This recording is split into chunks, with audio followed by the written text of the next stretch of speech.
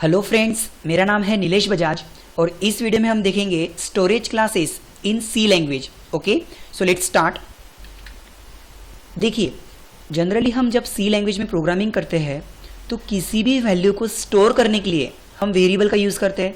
जैसे for example x equals to 10, और जब भी हम कोई वेरिएबल डिक्लेयर करते हैं या इनिशियलाइज करते हैं तो उसके सामने हम उसका डेटा टाइप मेंशन करते हैं, ताकि इससे हमें क्या पता चलता है कि आपका वेरिएबल कौन से टाइप का है और वो कितनी मेमोरी स्टोर कर रहा है। जैसे फॉर एग्जांपल यहां मैंने क्या लिखा, इंटीजर टाइप का एक x वेरिएबल, मींस आपने एक 2 बाइट की जगह रिजर्व की, ठीक है। लेकिन यदि मैं सिर्फ और सिर्फ डेटा टाइप, आपके वेरिएबल का नाम और उसको वैल्यू देता हूं, then it is incomplete statement. अब मैं इसको इनकम्प्लीट क्यों बोल रहा हूं? देखिए, इससे तो सिर्फ मुझे यही पता चल रहा कि आपका वेरिएबल कौन से टाइप का है, उसका नाम क्या है और उसकी वैल्यू क्या है। इवन यदि आपने सिर्फ इतना लिखा लाइक फ्लोट का एक आधा वेरिएबल y, तो ये भी इनकम्प्लीट है। क्यों? क्योंकि आपने सिर्फ डिक्लेयर किया कि आपका वेरिएबल कौन से टाइप का है। लेकिन कंप्लीट स्टेटमेंट तो तब होएगा जब आप ये मेंशन करोगे कि आपका वेरिएबल कंप्यूटर में कहां मेमोरी रिजर्व कर रहा है, या फिर कंप्यूटर की मेमोरी में आपका वेरिएबल कहां जाके सेव हो रहा है। सो कहने का मतलब, देखिए बेसिकली जब हम कोई वेरिएबल बनाते हैं हम सिर्फ क्या लिखते हैं, उसका डेटा टाइप, वेरिएबल का नाम या फिर और साथ में उसकी कोई वैल्यू। मींस सिर्फ डेटा टाइप और वेरिएबल का नाम लिखने से आपका ये स्टेटमेंट इनकम्प्लीट है, क्योंकि इससे ये नहीं पता चल रहा कि आपका वेरिएबल कंप्यूटर की मेमोरी में कहां जाके सेव हो रहा। सो जब भी आपको अगर कंप्लीट स्टेटमेंट लिखना है तो वेरिएबल के डेटा टाइप के पहले आपको उस वेरिएबल का स्टोरेज क्लास भी मेंशन करना पड़ेगा।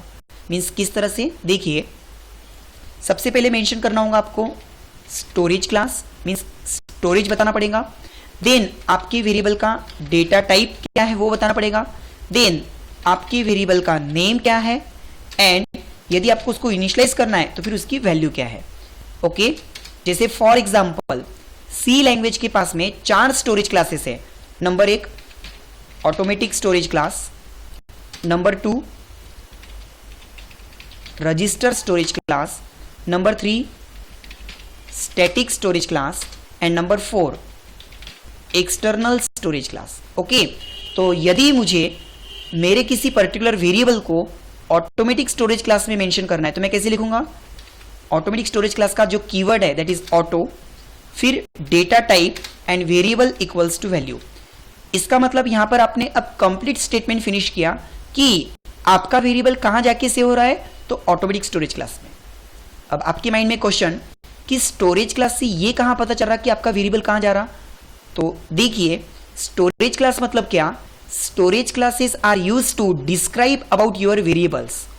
Storage classes are used to describe about your variables, और स्टोरेज क्लासेस कुल मिला के 4 पॉइंट्स डिस्क्राइब करता है। और वो 4 पॉइंट्स कौन से, देखिए मींस अगर मैं किसी वेरिएबल के सामने उसका स्टोरेज क्लास मेंशन करता हूं तो आपको 4 बातों का पता चलेगा। नंबर 1 लोकेशन, कि आपका वेरिएबल कहां जाके सेव हो रहा है, कंप्यूटर की मेमोरी में कहां जाके सेव हो रहा है। Number 2 default value. अब डिफॉल्ट वैल्यू मींस कि यदि मैंने आपके वेरिएबल को कोई वैल्यू इनिशियलाइज नहीं की, फिर भी अगर मैं उसको एक्सेस करता हूं तो उसकी डिफॉल्ट वैल्यू क्या प्रिंट होगी, देखते हैं हम आगे एक एक करके।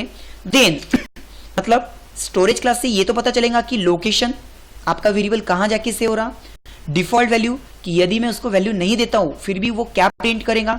स्कोप, आपके वेरिएबल को हम कहां तक यूज कर सकते हैं। कहने का मतलब यदि कोई पर्टिकुलर ब्लॉक आप बनाते हो, उस ब्लॉक के अंदर आप यूज कर सकते हो, उस ब्लॉक के बाहर भी क्या आप उसको यूज कर सकते हो, यस और नो, तो वो हम देखेंगे। Okay, now life of your variable. So कुल मिला के 4 points, storage class total 4 points आपके वेरिएबल के बारे में हमको डिस्क्राइब करता है। ओके, अब आप बोलोगे कि सर अभी तक तो हमने कोई भी स्टोरेज क्लास कभी मेंशन नहीं किया। ठीक है, अभी तक आपने सिर्फ डेटा टाइप और आपका वेरिएबल यूज किया, लेकिन यहां पर by default automatic storage class ने अपना काम किया। मींस यदि आप 4 स्टोरेज क्लासेस में से, इन 4 स्टोरेज क्लासेस में से एक भी स्टोरेज क्लास यदि मेंशन नहीं करते हो तो बाय डिफॉल्ट वहां पर कौन होता है, automatic storage class. Okay, it is the default storage class of your variables in C language. Okay, तो चलो सबसे पहले हम एक्सप्लेन करते हैं ऑटोमेटिक स्टोरेज क्लास के बारे में। आपको सिर्फ एक ही चीज माइंड में रखना है कि storage classes are use to describe about your variables and storage classes defines total 4 things, that is location, default value, scope and the life. Okay, so हम स्टार्ट करते हैं पॉइंट नंबर 1 से, that is automatic storage class. तो सबसे पहले such variables are represent with the keyword auto. यदि अगर आपको ऑटोमेटिक स्टोरेज क्लास लिख के बताना ही है, then we will use the keyword auto. Okay, such variable store in the computers RAM memory. ऐसे वेरिएबल कहां जाके से होते हैं? कंप्यूटर्स की रैम मेमोरी में।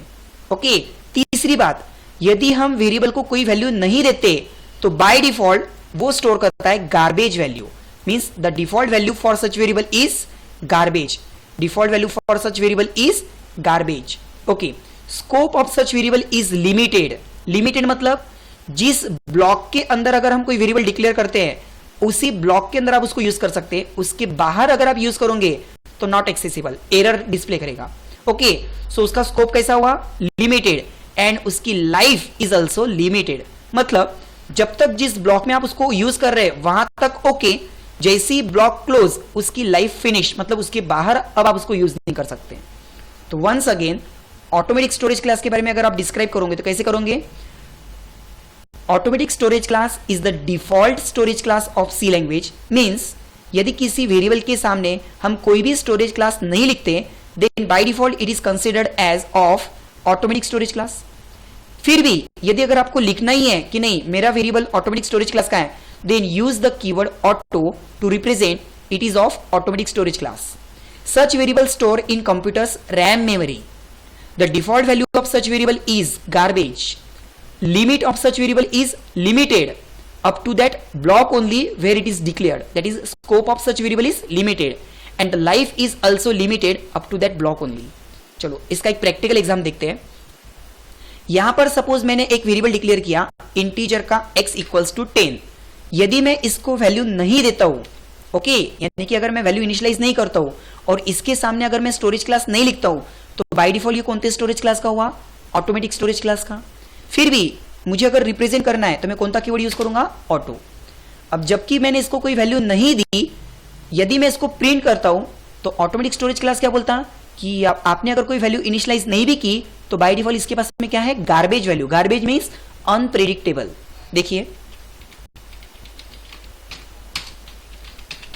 प्रिंट एफ, यहां पर हम प्रिंट करेंगे वैल्यू ऑफ एक्स इज और %d कॉमा करके x। देखिए तो डिफॉल्ट वैल्यू क्या है उसकी? गार्बेज। यदि मैं उसको कोई वैल्यू इनिशियलाइज कर देता हूं, देन जैसे कि फॉर एग्जांपल 10, तो अब आउटपुट क्या आएगा? 10। और अगर वैल्यू इनिशियलाइज नहीं रहती है ऑटोमेटिक स्टोरेज क्लास की वेरिएबल को, तो बाय डिफॉल्ट वो क्या होता है? Garbage value. अब बात आती है स्कोप की। ओके, तो देखिए इसका जो स्कोप है लिमिटेड है। लिमिटेड मींस इस वेरिएबल को मैंने कहां पर डिक्लेयर किया? इस ब्लॉक में। यदि मैं इसके अलावा कोई और एक फंक्शन बनाता हूं void कैल्सी नाम का, और यहां जाके अगर मैं यूज करने की कोशिश करूं कि मुझे यहां पर x को कुछ तो भी इनिशियलाइज करना है, देन इट इज इलीगल, क्योंकि ये जो वेरिएबल है इसको मैंने कहां डिक्लेयर किया? सिर्फ इसी ब्लॉक में। तो इसको हम यहीं पे एक्सेस कर सकते हैं, इस ब्लॉक के बाहर इसका स्कोप नहीं है। देखिए अब यहां पे एरर कौन सा आया? अनडिफाइंड सिंबल x, कि भैया ये x कौन है। ओके, सो मेरे ख्याल से आपको 3 पॉइंट तो समझ गए होंगे। दैट इज इसका लोकेशन क्या है? कंप्यूटर की रैम मेमोरी में जाके स्टोर होता है।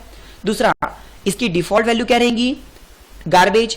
तीसरा, इसका जो स्कोप है वो कैसा है? सिर्फ limited up to that block जहां पर उसको हमने डिक्लेयर किया। अब बात करते हैं लाइफ की। तो इस ब्लॉक के बाहर जैसे कि फॉर एग्जांपल x की वैल्यू अभी कितनी है? 10। जैसे ये ब्लॉक खत्म हो जाएगा x फिनिश, वापस से जब 90 से मैं प्रोग्राम रन करूंगा फिर से x की वैल्यू कितनी मिलेंगी? न्यू, वापस से 10 से स्टार्ट होगा। Okay, that is the life of variable. ये हो गया ऑटोमेटिक स्टोरेज क्लास के बारे में। अब मैं आपके सामने एक थ्योरी मेंशन करता हूं। देखिए आपको वो थ्योरी इस वीडियो को पॉज करके पढ़ना है। जैसे यहां पे मैंने सबसे पहले मेंशन किया कि स्टोरेज क्लास क्या होता है। स्टोरेज क्लास आपके वेरिएबल के बारे में क्या डिस्क्राइब करता है, जैसे कि location, default value, scope and life. यदि आपको इसको पूरा रीड करना है तो इस वीडियो को पॉज करके रीड करिएगा, फिर आगे कंटिन्यू करेगा।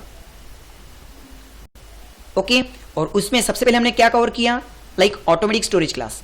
उसी तरह आगे कौन सी स्टोरेज क्लास है, register storage class, static storage class and external storage class. तो इस वीडियो में हम सिर्फ ऑटोमेटिक स्टोरेज क्लास के बारे में देखें। आने वाले नेक्स्ट वीडियो में हम देखेंगे register storage class, static storage class and external storage class. I hope आपको ये कंसेप्ट समझ में आया होगा।